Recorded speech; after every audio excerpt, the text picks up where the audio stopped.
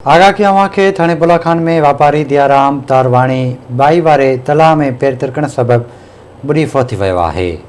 अफ़सोसनाक ख़बर है अवां खे आसनालू थाणे बुलाखान में वापारी दयाराम तारवाणी बाई वारे तलाउ में पैर तिरकण सबब बुढ़ी फौत थी वियो आहे। अहम ख़बर है फौती जे घर में कोहराम मतल है।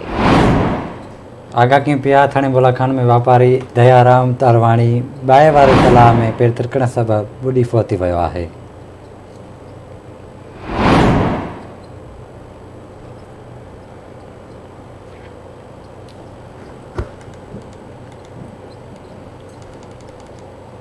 अवां खे अपडेट कंदालू थाणे बुलाखान में वापारी दयाराम तारवाणी बाई वारे तलाउ में पैर तिरकण सबब बुढ़ी फौत थी वियो आहे।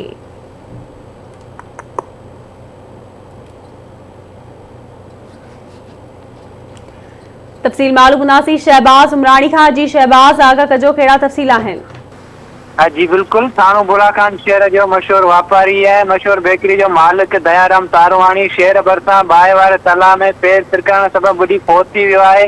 वारस संदसि लाश खणाए तहलका अस्पताल थाणो बुलाखान आया, जिते डॉक्टरन दयाराम जे फौत थियण जी तस्दीक कई है। जॾहिं त लाश घर पहुचण ते कोहराम मची वियो है। उन सिलसिले में दयाराम तारवाणी जी भाउ विजय प्रकाश तारवाणी ॿुधायो त संदसि भाउ दयाराम अॼु शहर भरसा मंगल गुर आश्रम ते शेवा करण वयो, जितां खां पोइ हू बाए वारे तलाउ ते शेवा लाइ वयो त पैर तिरकण सबब हू किरी फौत थी वियो आहे। जॾहिं त वापारी दयाराम जे फौत थियण ते वापारी न ऐं शहरियुनि में सोगवारी सूरत छायल आहे। जी ठीक है शहबाज, वॾी महिरबानी अवां जी तफ़सील खां आगाह करण लाइ।